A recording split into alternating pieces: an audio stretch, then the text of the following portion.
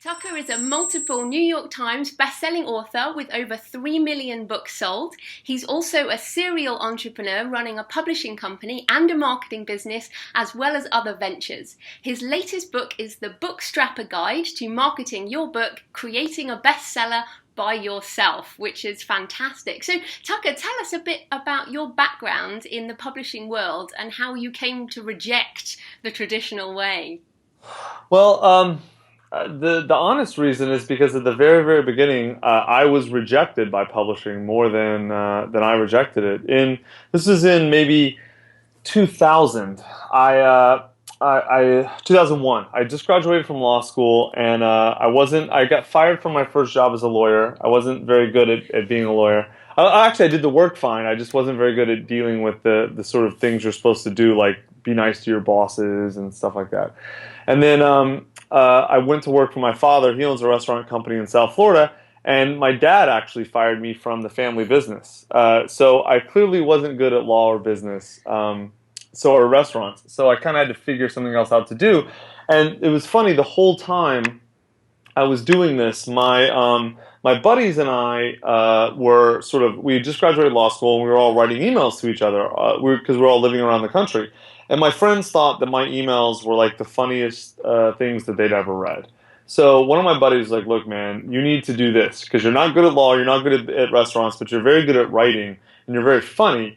And so I thought, okay, well, if you're going to be a writer, then you have to get a publishing deal, right? And you have to be a published author because, especially in 2001, that's sort of the thought process. And so I sent the emails that basically became "I hope they serve beer in hell" to every single publisher in New York, and agent. I don't care if you did cookbooks or you were like a fantasy agent. You got a query from me, right? And I got not just mostly rejected. I was 100% rejected from every agent and every publishing house.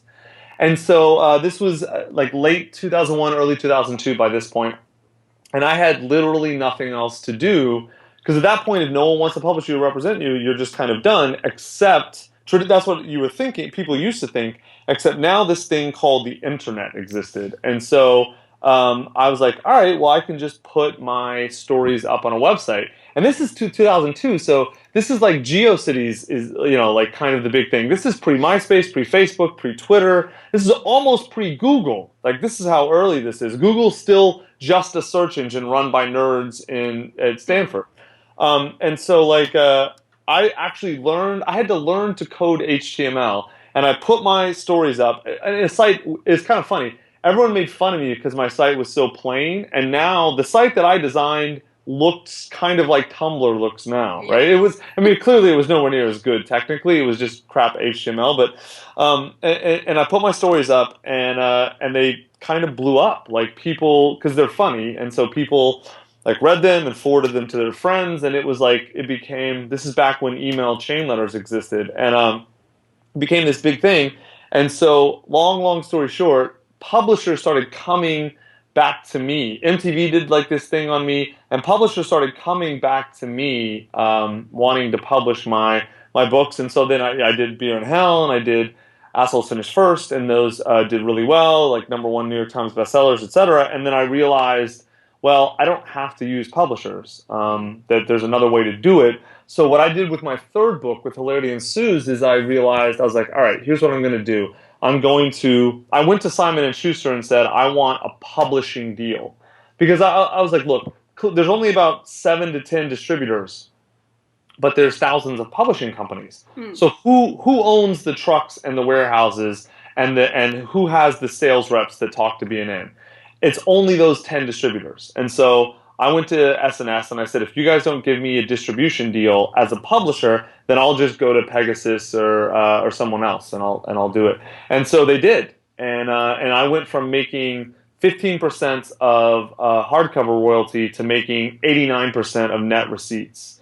Really, just by kind of redefining who I was going to be and how they were going to treat me. It was really funny. In one meeting, I went from having the publisher of Gallery Books and my editor.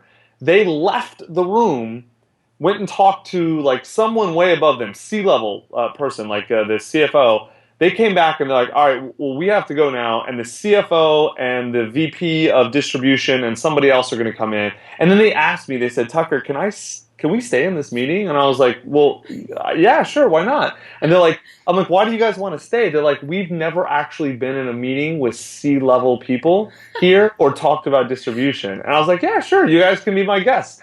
So CFO and the other people come in, and then it's a totally different negotiation. And because, I've sold millions of books and I'm a big author, I was able to do that. And then now, as a result of all those experiences, I kind of built my own publishing company that does not just, it's hard to do that deal. You have to be a big selling author, but there's tons of other, as you know, Joanne, I don't have to tell you, there's a million different self-publishing type options that authors that are available now. And so I help authors kind of sort through what's good for them and what works, and then I help them effectuate it.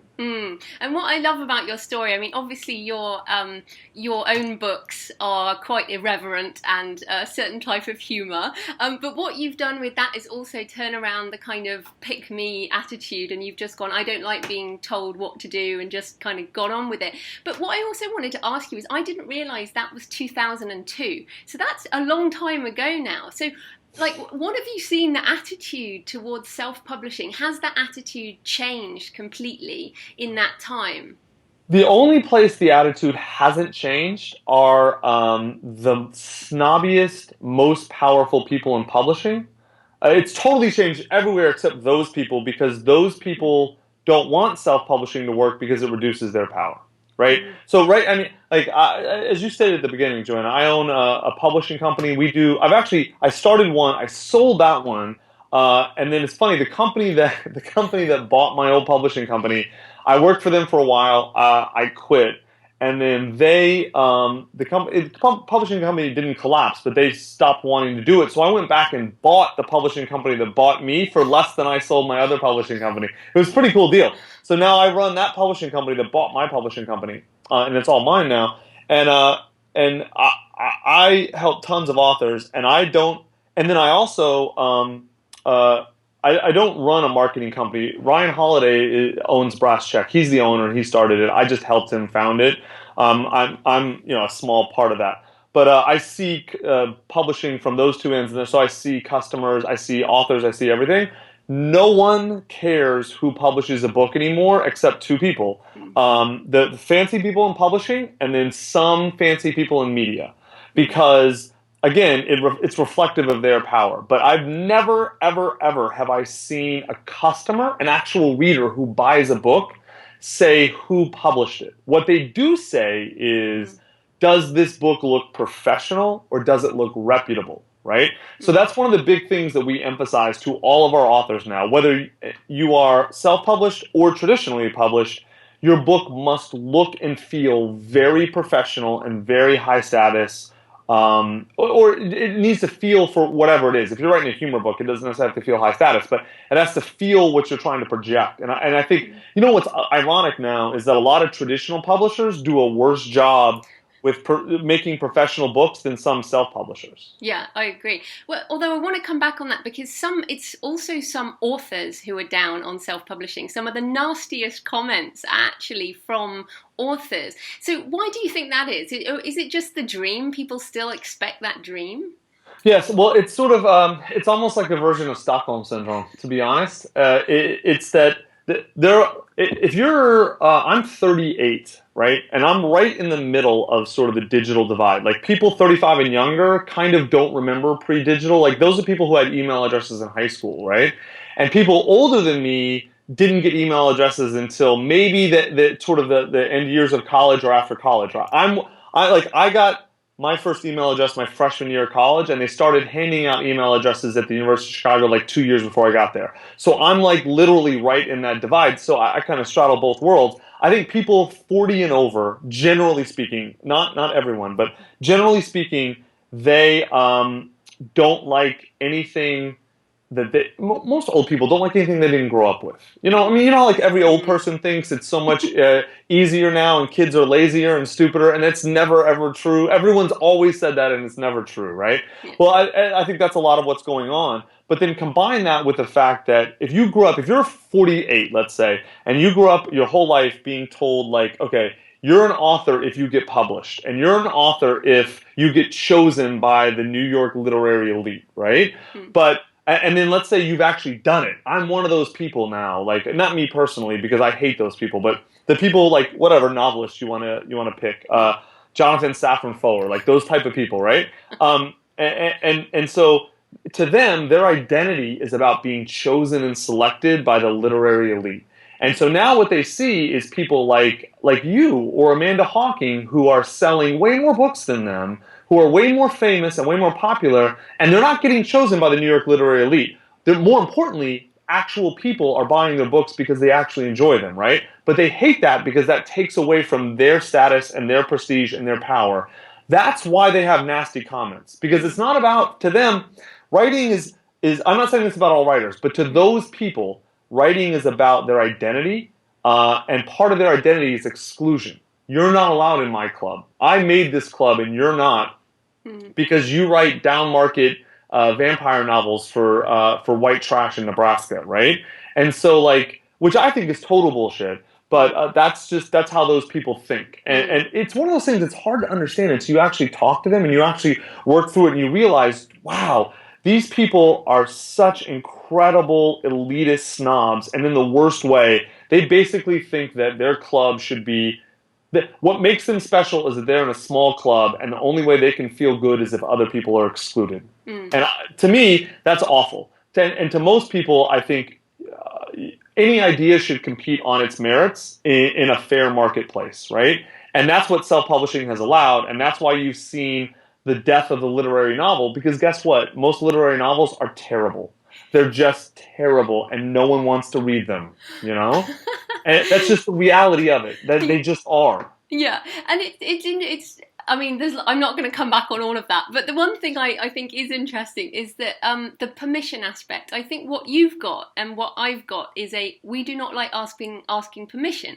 So that is one of the reasons I hate the whole rejection thing. It's like, you don't reject me because I'm not asking for your permission. But many authors don't have that entrepreneurial streak. So how do you recommend? I mean, because in Bookstrapper, you say in the first chapter, you're in charge of the marketing. But how do authors get more entrepreneurial with their whole attitude? These are different things, though. Saying that an author needs to be entrepreneurial is not the same as saying an author needs to get permission to write themselves. They're different things. There are people out there, I think, who are, and that's the reason Amanda Hawking took a traditional publishing deal, is because she didn't want to do all the things around writing, the business around it. I can actually understand that as a writer, but if you conflate the two things, you confuse two different issues. Asking for permission is the same thing as saying, I'm not allowed to be a writer until I get a book deal, which to me is ridiculous. I meet people all the time who are like, oh yeah, I want to be an author. Tell me how to be an author. And then I kind of look at them, I'm like, you didn't ask me how to write, or you didn't ask me anything about writing.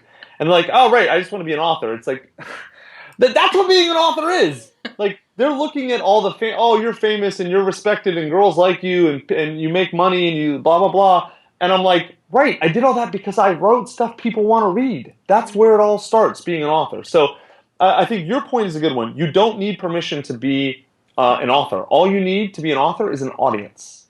And you get an audience by writing things that other people care about and want to read, that they feel like will help their lives, whether it's fiction or nonfiction, both. Fiction helps people's lives, or they would not buy it and read it, right? Same with nonfiction. It's just nonfiction tends to have a more direct ROI, right? Okay, so now that's a different question. If you're an author, though, and you don't want to be entrepreneurial, I get that, because a lot of people, being entrepreneurial is about thinking about how to solve problems, which you actually use different parts of your brain than being creative in the way of thinking about story and about character and things like that, right?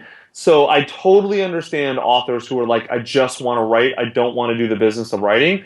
If you're in that situation, I think you need to hire people who are good at the things you're not good at, right? So if you're a really good author, let's say you're selling, I don't know, whatever, you're selling $300,000 worth of ebooks a year or something, which is more than, like, you're in a good spot.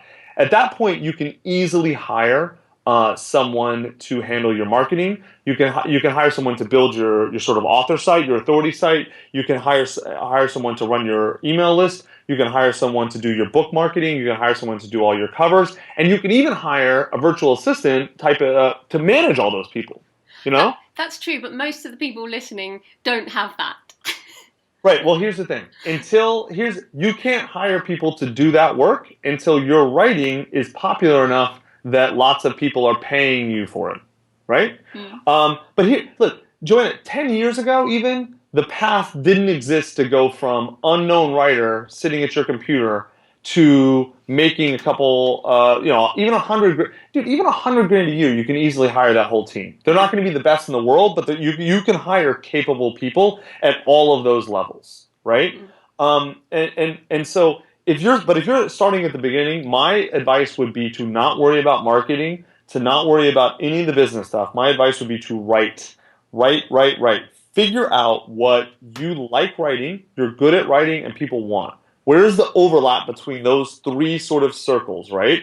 I like writing this, I'm good at writing this, and people will pay to read this, right?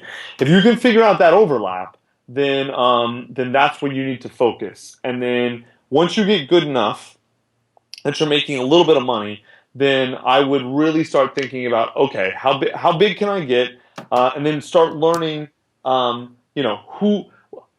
learn the basics, and then once figure out, okay, I need to make whatever, let's say $60,000 a year to be a full-time writer, and then I'm going to need to make, I think 20 to 40 a year easily is more than enough to hire essentially a full-time team. It doesn't mean that they only work for you. You're hiring people who, maybe have 50 clients and you're one of them, but I think 20 is probably more than enough a year. And I'll tell you what, if you have a great job and you write on the side, you can even allocate your first $20,000 to say, all right, I'm going to hire a really good team to build my site. I'm going to hire a great team to do this, to do all these sorts of things. And then you can just focus on writing if that's what you want. Or if you want, you can go the other way around like you have and I have, and you can learn the business behind it too, and you can focus on that.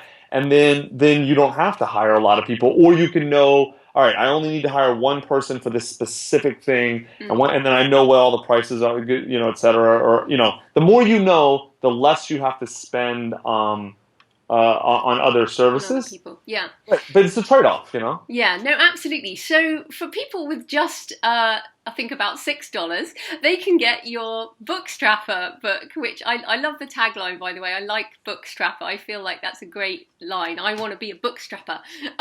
So why did you and Ryan and Niels write this book? Because we have a pretty good book marketing firm. Like I don't know if we're the very best, but I don't know anyone better.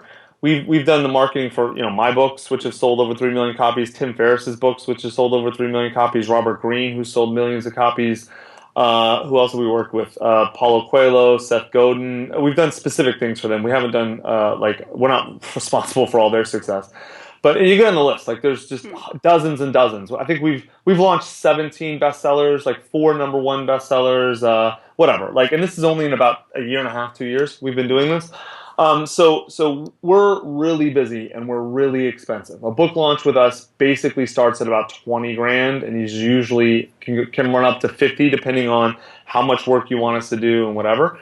So, and very few people can afford that, and we totally understand that. But what we see on the other side is we see a lot of people out there selling these online courses about book marketing, and they're fucking frauds. Excuse my language, but it really pisses me off when these people who have literally never marketed a bestseller or any book at all are essentially just picking, oh yeah, someone said this over here. They just read a bunch of stuff on the internet. They don't know what's right or wrong. All they know how to do is sell stuff on the internet. And so they put this information video course together, and then they have this email list, whatever, and then this email sequence they set up, and they essentially trick people using very sophisticated marketing, sort of scammy marketing techniques.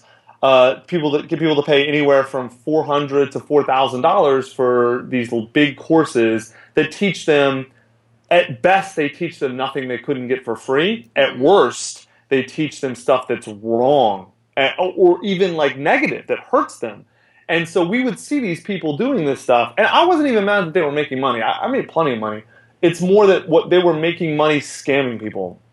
And so all these people would come to us and be like, well, like, I already paid $500 for this video course and it didn't help me and blah, blah, blah. And then they come to us and it's like we had all these different people. And I realized I basically begged Ryan because Ryan is so busy marketing books and doing things. He's like, I don't have time to write this book. So I begged him. I'm like, look, man, we have got to do something to give to people that have very little money but have a lot of time and are willing to put in the work and learn this. Because we're authors too. Ryan has bestsellers. I have books. We know what it feels like to spend a year or 2 years working on a book and then put it out and it falls flat, or to something like that, and it's terrible. And we don't want authors to be in that situation. So we decided to write the definitive book on how to think about book marketing and then exactly what to do to launch a book.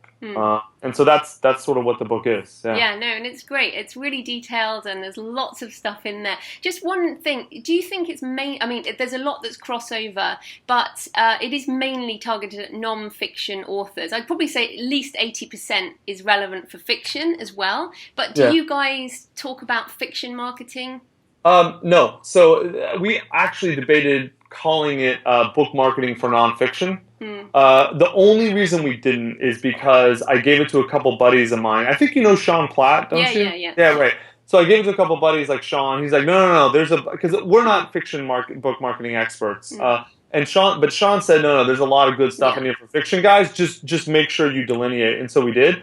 I actually think it's less than 80%. I would say there's 40 to 60% of this book you can use for fiction, but I don't write fiction. So if you say 80, I'm going to go with what you say. Yeah. But it's definitely geared to nonfiction. We've never had a fiction client, I don't think, or if we have, I can't remember. We don't do much fiction because fiction book marketing to me I think the best book marketing you can do for fiction is write more books. Yeah, it's very true, and get your metadata right. Right. But whereas for nonfiction, writing more books doesn't necessarily help you. No. How you market your book is far more important. Yeah, exactly. And there's so much in the book. I could ask you about everything. But one thing I do want to ask you about is why is it so important to decide on your measurement for success, i.e. hitting a list versus income versus something else?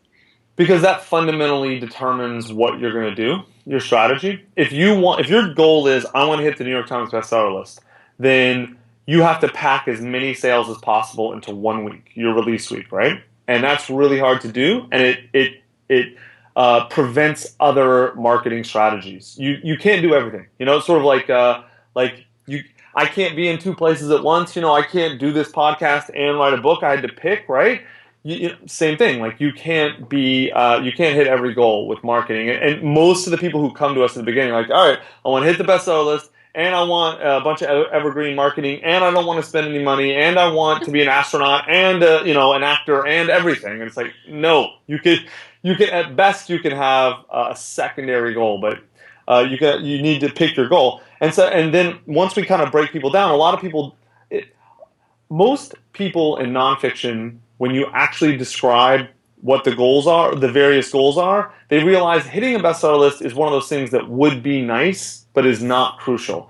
Most people nowadays for nonfiction want their book to serve some other purpose. So they want it to establish authority in a certain field, or to establish their career as a speaker, or to promote their business, or to promote themselves in some other way, or whatever. And so those sorts of things, if those are your goals, then a lot of times the things you have to do to hit the bestseller list actually trade off with those other goals. And so, right, we have a big section about how to understand what are your goals, what are all the possible goals. We list like about 9, I think, or different possible goals, or the big ones that we see over and over, and then how those goals trade off, and help you understand which goal makes the most sense for you. If you're like a rich CEO and making the bestseller list matters, then it's like, okay, fine, you've got a lot of money to spend. We can help you, because spending money absolutely can help hit the bestseller list. But what's funny is beyond a certain point, beyond about 15 or 20 grand, it's like another 20 grand isn't going to make much difference. It's like either you hire people who know what they're doing and you have good content and you do the right things, or you don't. Right? and then but most people once we talk them through it, they realize my book needs to serve another purpose, so I'm going to focus on those things, and then that's how I'm going to get my return. No, that's fantastic. And then you're really well known for doing some quite outrageous stunts, and Ryan as well. But many authors are kind of introverted and hate attracting attention. So what are your sort of tips to authors for making more of an impact, even if they're introverted? Well, here's the thing. So I don't recommend stunt-based marketing for many people, right? It works for me because I have that sort of personality and I wrote those sorts of books that made sense. And same with Ryan. I think you're totally right. Stunt-based marketing doesn't work for most books, and I don't think it works for most authors. That being said, even if you are an introvert, you can do quite a few things. Well, first off, let me just point out, one of the best-selling books over the last 2 years is called Quiet, the book by Susan Cain about how introverts can operate in the world and why they're important. And I would actually buy that book. The book's pretty fantastic. But beyond that, here's the thing actually you need to think about first, is you need to think about how much, like, what matters the most to me. If you're a writer, what matters the most and what's getting me the most results, right? So if you're a writer and let's say you already have a website and you have a decent email list, like maybe 5 or 10,000 people on your list, and you've got a good core audience, right?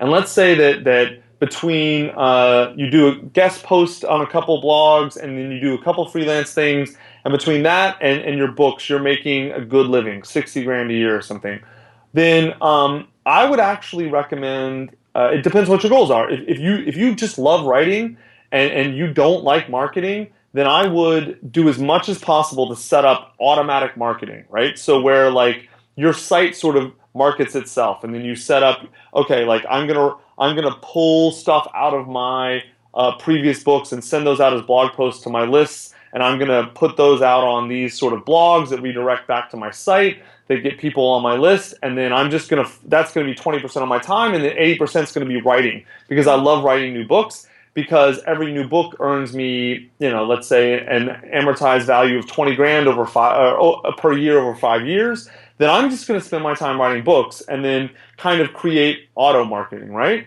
That actually works for a lot of introverts. It takes a little bit of time to really understand how to set up that process and then automate it. And at the beginning, you might have to spend a little money to hire people to help you do that. But once you get an automated marketing or quasi-automated marketing process set up, you can spend 80+% of your time doing the things that you love. Or you can look at things that, other types of marketing that you do like. Let's say you're introverted, like you don't like talking to people, like, so I'm not going to do podcasts, right? But I really like email or typing or looking at a screen. So let's say you just do all your interviews as email text interviews, right? Or you can do Reddit sort of, Ask Me Anything, AMAs. Or AMAs on, I think Goodreads is doing sort of like Q&A type things now. You can do like any number of those things and schedule those, sort of, okay, like every Friday I'm going to try and do one. And then, you do one on AMA, you pull all the best stuff out, you make it a blog post, you put it on HuffPost, you send it out to your list. What you can do, too, if you're an introvert and you don't like doing press, you can say, all right, I'm going to do 5 press pieces, and then you can repackage those 5 pieces in 3 different ways a piece. So 5 pieces become 15 pieces or something like that. So think about, like, what do you like doing? What are you good at? And then how can you take those pieces and then repurpose them in other places so that you can, 1 hour sitting doing press can launch into 3 to 5 to 10 hours of equivalent sort of work. You know what I'm saying? Yeah, no, and that's fantastic. And there's so much in the book, and I really want people to get it. It's fantastic. But just one last question. What do you see happening in the next couple of years in publishing? We've seen so much change over the last couple of years. What do you see as the next thing? Is it audiobooks? Is it global sales? Is it China? What is it? You talking about small things? You're talking about big global sort of like I'm shifts? more interested in big shifts personally, and my pick is global. It really is. All right, so you want me? If you want, this might sound kooky. I'll tell you my kooky, crazy. This is what I think we're going to be in 5 years. Yeah. All All right, so I think it's weird. Books, in a lot of ways, books are sort of reading is going up, and ebook sales are going up, but physical book sales and book prestige, if you think of prestige as the way it used to be in the 20th century, are going down, right? So if you look at those things and you think about, all right, I've been looking at that for a few years, and I kind of thought to myself, well, why do people even care about books? And I think for a long time, people cared about books because books were this weird cultural artifact that had this prestige and status attached to them, which is why, like we talked about earlier, like certain authors get especially traditionally published authors, they're the ones who look down their noses the most at self-published authors because that's about their identity. But those people are old and they're dying. So who's replacing them? It's people who grew up in a world that physical books either didn't exist or weren't that high status or they don't care about. But those people do want information. People always want information. People always want entertainment. So fiction and nonfiction are always going to have a huge, huge place in our society. And then I thought about, like, I remember, like, a lot of my fans are guys that say things like, I hate reading, but I love your books. Or I had never bought a book before I bought your books. And then I thought for years I've been thinking, well, what if they're right? What if reading does suck? Like, what if, because if you actually understand neurology, neurobiology really well, you understand that reading is a very cognitively difficult task. And, well, first off, most writing does suck. And it's not clear. And it's not, it's very much about the writer and not about the reader. And so you kind of put all these weird threads together, and I actually think the future of books is not books. The future, because books, aside from the social status that really only matters to old people, books serve a function to people. People buy books for a reason. You buy fiction because you want to be told a story that tells you about yourself, or you learn something through, or you escape through. Or you read nonfiction to learn something because you believe it will help you get something in your life, right? And I actually think the future of books is not books, but writing combined with both audio and video, what I call information ecosystems. And I think the future is going to be people who can either convey information in all mediums in a way that people can understand it really quickly and easily, or that's nonfiction. Or for fiction, it's going to be people who can tell great stories that don't have to be limited to text, right? So what that means, and this is a little different than a lot of like futurists talk about. So some of the people doing this right now, in nonfiction, one of the best ones doing it is this guy named Ramit Sethi. Right. So Ramit does a fantastic job of combining audio, visual, and video together with text. And people go in, if you go to his site, he's like, what do you want? Do you want to make more money? Do you want to start a business? Do you want to get a better job? Do you want to negotiate something? He doesn't try and sell you a book. He figures out what you want, and then he pushes you into a funnel where you can like learn how to get the things you want out of life. And I think a lot of people think of books used to serve that purpose. Before the explosion of digital technology, but I think now books are only going to be a part of that ecosystem, and I think people who are authors only won't exist or will be at the fringes in maybe as quickly as 5 years, but at least 10 years. And the people who are going to dominate the future are in nonfiction the people who can sort of curate and learn and synthesize a ton of knowledge and make it easier for other people to learn in all mediums. And in fiction, it's going to be the people who can conceive of amazing universes in their head, whether they are broad and expansive and fantastical like George R.R. Martin, or whether they're really deep and personal and emotional like whatever, Jeanette Walls or something, right? And those people, I think, are going to dominate the future, and they're going to do it through platforms that because like George R.R. Martin's never going to run a huge author site. He's never going to run TV shows, whatever, right? But someone like that who has that sort of storytelling and character genius, I think companies are going to arise that can essentially create all of the audio, visual, writing stuff out of his mind. right? And so I think the company that can essentially do all the work for the great informer and educator or the great storyteller, those companies are being built now. We don't know who they are or what they're looking. If I'm trying to build one of those companies, to be honest, that's why I think Yeah. this is the future. But someone's going to build those companies, and then those companies will connect with the best educators or the best informers or the best storytellers, and they will create the media, fiction and nonfiction of the future. And so I think author as a standalone job will not exist. Simply, it won't be a quick process. Simply because the kids, 20-year-olds now, and I deal with some pretty exceptional, some teenagers and some 20, 25-year-olds, and no one wants to be just an author.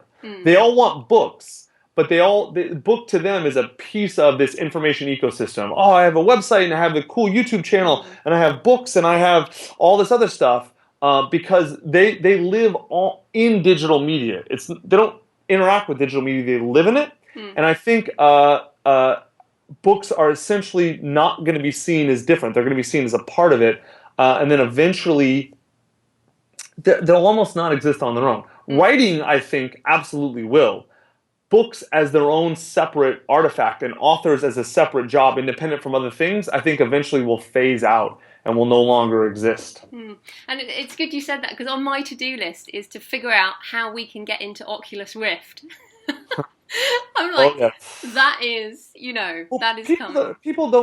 people don't understand. It's so funny. People don't realize, like, okay, people are like, oh, no, there are no more great poets. And I look at them and I'm like, what are you talking about? Some of the greatest poets who have ever lived are alive today They're and rappers. creating art. They're called rappers. Yeah. Exactly. And people are like, oh, all the great novelists are gone. And I'm like, some of the best storytelling that's ever existed is coming out right now. And they're called video games designers, Yeah, right? gaming. Or story, I forget what their name is, but the story editors for video games, right? Like some of the greatest, most amazing creatives just have different names and they're operating in different mediums. So if you think about poetry going from, T.S. Eliot to Eminem, then think that transition is going to happen in books. Because we're going to go from George R.R. Martin to whoever. We don't know what the next person is going to do, but it's going to be someone who can create incredible universes in their head and then translate them into medium that is comprehensive and inclusive of sort of all human senses. And Oculus Rift is a perfect example. If you're a great storyteller and a great fiction writer, I would actually, especially if you're young, you're not getting a lot of traction in books, why don't you go start writing, go team up with some programmers, because I've never met an engineer who can tell a fucking story. So you team up with an engineer who's designing things for Oculus Rift, because they're going to need story. And story is hard, and story is difficult, and it's a very distinct skill. You can become, it's funny, people won't call you a storyteller or a novelist, even though you're going to have to write novels inside of Oculus Rift, just like video games. No. We live in exciting times. We do indeed. And so where can people find you and your books and your services online? The best place is probably, so my publishing company is called Lioncrest. Just go to lioncrest.com, or Bookstrapper the book is called The Bookstrapper Guide to Marketing Your Book. That's on Amazon, or I'll tell you, Joanna, I'll do your readers or your listeners a favor. The first, let's say 25 people of your listeners who email me, just email me Tucker at bookstrapper.com and say, hey, give me a PDF of the book. I'll send the first 25 I get a free copy of the book marketing book. Yeah. Because look, we make plenty of money doing publishing and marketing these books. I'm more than happy to give out the information, basically for, as long as the person's going to actually read it and use it. All I ask is, I'm sure most people who listen are actual authors. My audience will. Right. Exactly. So if you're a real author and you really want to know how to market your books better, especially nonfiction, but fiction are welcome to use it, then do a copy 25, and then just all I ask, come back and tell me what works, what doesn't work, because we'll keep updating this book and keep doing, because that's how we get better at our jobs, right? We make a lot of money doing what we do, But the reason we're really good is because we stay up on the newest shit changes fast, right? So the best way to stay up on the newest things going on is to give your information away for free and then get feedback from other people about what's working and what's not working. And then I make all my money on the extreme margins with the high value authors who don't want to worry about marketing. They'll just pay me. Or they don't want to worry about publishing. They just pay me. Or they don't want to worry about creating their author platform. They just pay me, right? I'm not trying to sell like, $1,003 things. I'd rather sell one $30,000 thing. Yeah, very smart. Well, thanks so much for your time, Tucker. That was brilliant. Thank you, Joanna.